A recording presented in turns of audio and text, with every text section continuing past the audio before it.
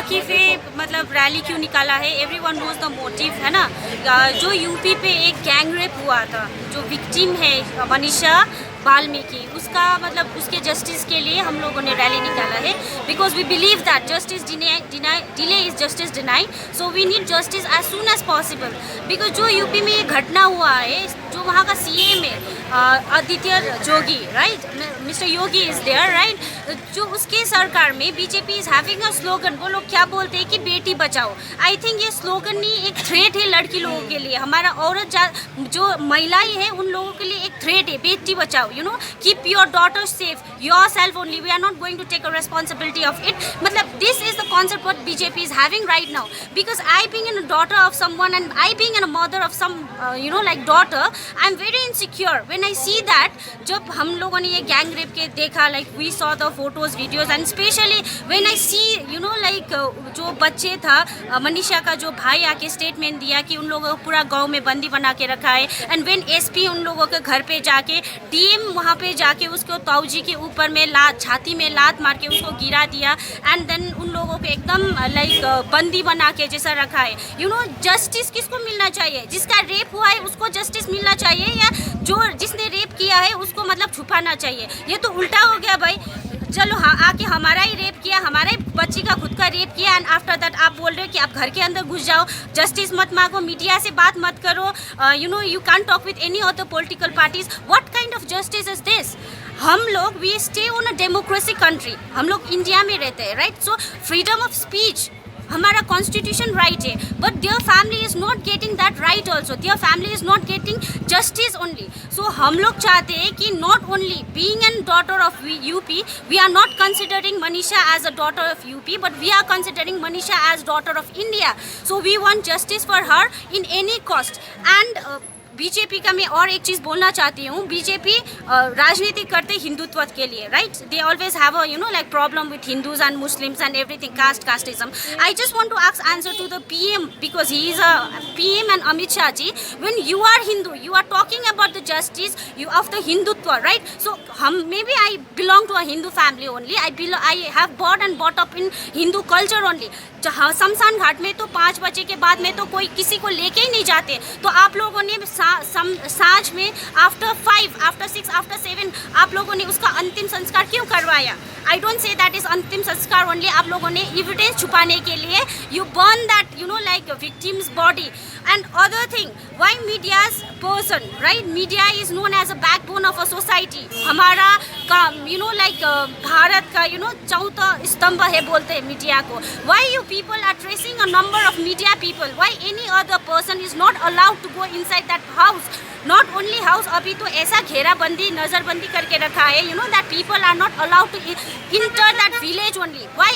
Just because हम मतलब देखिए, हम लोग तो साधारण जनता है, what we you know like हमारा परसेप्शन में अभी क्या आता है? Because that person who had been raped, who is victim, वो थोड़ा गरीब you know like family का, she is a scheduled caste girl, that's why you are doing all this thing. and आप लोग जो क्रिमिनल है उन लोगों को बचा रहे हो, क्योंकि आप लोग तो मीडिया से भी नहीं कुछ भी नहीं करने दे रहे हो। डीएम एंड पीएम तो जाके एकदम वहाँ पे यू नो लाइक पीपल को प्रॉब्लम कर रहा है, विक्टिम का फैमिली को प्रॉब्लम कर रहा है। So why you are doing all this thing? We belong from the you know like democratic country, so ये सब होना चाहिए। And we you know like seek for the justice of Manisha, and जब तक उसको जस्टिस नहीं मिलता है, we will do all this rally and whatever we have to do, we will do that. We have few further program also, like we will be sending the you know like letter to the national human right commission को भी हम लोग you know like जाएंगे, उसके दरवाजे में भी जाएंगे, as well as we will go to the Nari Aayog also. हम रेखा शर्मा जी को भी पर्सनली लेटर लिखेंगे एंड होम मिनिस्टर को भी अब लिखेंगे, डेपुटेशन देंगे, and we you know like we seek justice as soon as possible. Thank you.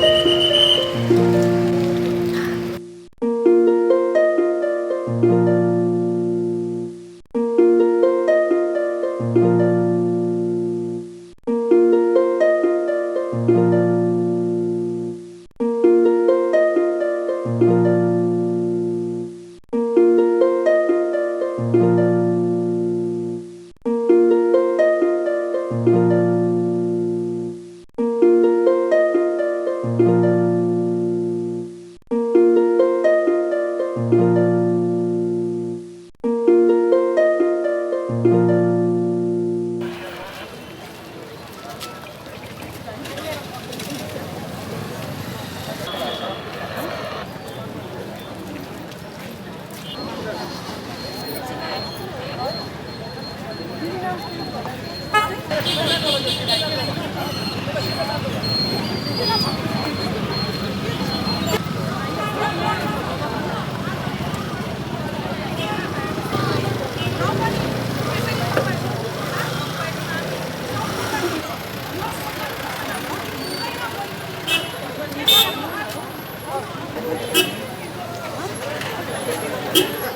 भन्दै अर्को एउटा यहाँ सम्पूर्ण जो सहायता गर्नुभएको छ, जो पनि दाजुभाइहरू महकुमाबाट टाउनबाट जति पनि उपस्थित हुनुभएको छ, उहाँहरूलाई पनि हामी नमस्कार। जति पनि हाम्रो नारी दिदीबहिनीहरू हत्या गरिएको छ, जुन हाम्रो नारीमाथि, हाम्रो छोरीमाथि, त्यसको न्यायको लागि तपाईँहरू उभिनु भएकोमा धेरै धेरै धन्यवाद। र हामीले मैनबत्ती बालेको चाहिँ मैनबत्ती बालेर हामीले कानुनलाई उज्यालो देखाउन खोजेको, जुन कानुन र न्यायपालिका चाहिँ सदा सर्वदा मोदी सरकारको इसारामा चल्छ। र अब हामीले कानुनलाई उज्यालो देखाएर न्याय माग्न पर्छ। र हाम्रो छोरी मनिषा जो पनि उसको परिवारसँग धरीलाई भेट्न दिएको छैन, घरबन्दी बनाएर राखेको छ, त्यस्तो खालके भारतकामी नारीको के सुरक्षा होला? भिख माग्ने बेला आएको छ, सुरक्षा हामीलाई छैन। जहाँ राम जन्मभूमि, जहाँ राजा रामको जन्मभूमि हो, त्यही देशमा सीताको सुरक्षा छैन। हामी सम्पूर्ण पहाड मनिषाको न्यायको लागि हामी यसरी उभिनुपर्छ। अझै पनि हामी एकमत हुनुपर्छ। हामी समाजहरू सम्पूर्ण नारीहरूलाई हामी अझै पनि एक भएर मनिषाको न्यायको लागि, कुनै पार्टी होइन, कुनै पार्टीको कलरमा होइन, तर हामी सम्पूर्ण नारी एक भएर वाल्मीकिको न्यायको लागि हामीले आवाज उठाएको हुनुपर्छ। त्यो छोरी तपाईँहरूको युपीको एउटा हसरतको नारी हो भनेर हामीले फ्याँक्नु हुँदैन। सरकारको राज हाउसमा हामी सुरक्षित छैनौँ। मुखले मात्र बेटी बचाऊ भनेको छ, तर हामी एकदमै सुरक्षित छैन। आवाज उठाएर एकबद्ध भएर नारीमाथि जुन शोषित हुँदैछ, जुन नारीहरूले असुरक्षित फिल गरिरहेको छ, त्यसमा र अझै पनि कहिले तपाईँहरूलाई यसरी नै फोन मार्फत, वाट्सएप मार्फत तपाईँहरूलाई हामी फोन यसरी कल गरेर बोलाएका हुन्छौँ। तपाईँहरू अझै बृहत मात्रामा हाम्रो छोरी हो मनिषा वाल्मीकि, हामीले उस भनी तपाईँहरूलाई बिन्ती गर्दै आज यो पक्षमा तपाईँहरूले सहभागिता दिनुभएको छ, धेरै धेरै धन्यवाद। पुनः हाम्रो दाजुभाइहरूलाई, हाम्रो यो प्रशासनलाई र हाम्रो मिडियाका भाइहरूलाई पनि धेरै धेरै धन्यवाद दिँदै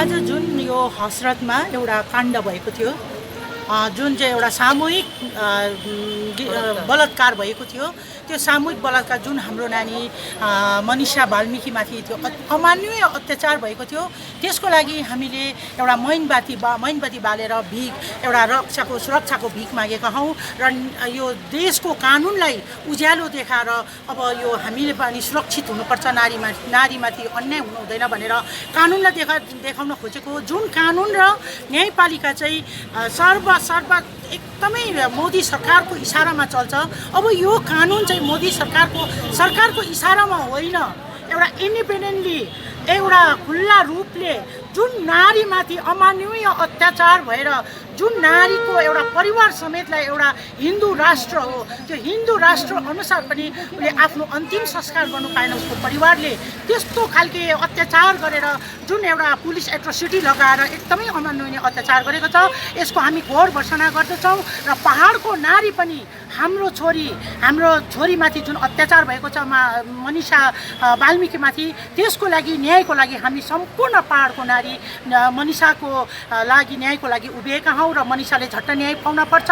र जबसम्म न्याय पाउँदैनौँ हामी शिक्षित नारी न्यायलाई, कानुनलाई उज्यालो देखाएर न्याय मागिरहने नै छौँ। र हामी सुरक्षित छैनौँ। जुन राम जन्मभूमि हो यो, त्यसमा सीता सुरक्षित छैन। यो कसरी हामीले अपनाउनु? हामी सुरक्षित छैनौँ। हामीलाई सुरक्षाको एकदमै न्यायको जरुरत छ, सुरक्षाको जरुरी छ। हामी शोषित छौँ। हामीमाथि शोषण भइरहेको छ। त्यो शोषणको लागि खोइ त हाम्रो एमपी बोलिदिएको, खोइ त मिडिया बोलेको, खोइ त सरकार बोलेको, खोइ त बेटी बचाऊ भन्ने नारा लाएर जुन सरकार अघि बढिरहेको छ, खोइ त त्यो सरकार जुन हाम्रो नानीमाथि, जुन छोरीमाथि यस्तो दुष्कर्म गरेर, एउटा अमानवीय अत्याचार गरेर आफ्नो परिवार समेतलाई पुलिस बन्दी बनाएर घरमै भित्र राखिरहेको छ, त्यस्तो डरलाग्दो एट्रोसिटी बनाएर राखिएको छ, जसको चाहिँ अन्य अन्यायको लागि माग्नु जाँदाखेरि न्याय पनि पाएको छैन त्यो परिवारले। र अब हामी सम्पूर्ण पहाड, सम्पूर्ण भारतका नारीहरू एक भएर यो नानीको लागि हामी अघि बढ्नुपर्छ र नारीलाई शोषित होइन, शोषण गर्नु होइन, नारीलाई पनि इज्जत गर्नुपर्छ। जुन देशमा नारीको इज्जत छैन, जुन सरकारले नारीको इज्जत गरेन, त्यो सरकार विसङ्कल्प भएर जान्छ, त्यो सरकार हराएर जान्छ। हामी यही नै भन्छौँ र सरकारलाई पनि यही भन्न चाहन्छौँ, तपाईँहरूले मिडिया र कानुन र न्यायपालिकालाई किनेर नराख्नुहोस्, नारीलाई इज्जत गर्न सिक्नुहोस्, मुखले मात्र बेटी बचाउ नारा नलगाउनुहोस्। हामीलाई शोषितदेखि वञ्चित, हामीलाई शोषण गर्नदेखि, हामीलाई जुन माथि शोषण भएको छ त्यो माथिबाट पनि तपाईँहरू बोल्नुपर्छ। सरकार, भारत सरकार, हामीलाई भारत सरकारबाट हामीलाई अब आशा हटिसकेको छ र यही भन्न चाहन्छु सम्पूर्ण पहाडको नारीलाई, हामी कसैको बाहिरको छोरी हो, यो हसरतको छोरी हो, यो युकेको छोरी नभनौँ, हाम्रो छोरी हो मनिषा। र हामी सम्पूर्ण पहाडको नारीहरूले आमा भएर हाम्रो छोरीमाथि जुन अमानवीय अत्याचार भएको छ त्यसको लागि एकबद्ध भएर, एकजुट भएर, पार्टी पोलिटिक्स केही नहेरेर एनजिओ समाज सब नारीहरू अघि आएर हामीले त्यो नारीको लागि अघि बोल्नुपर्छ भन्दै हामीले आज यो मैनबत्ती बालेर कानुनलाई उज्यालो देखाउन खोजेका हौँ।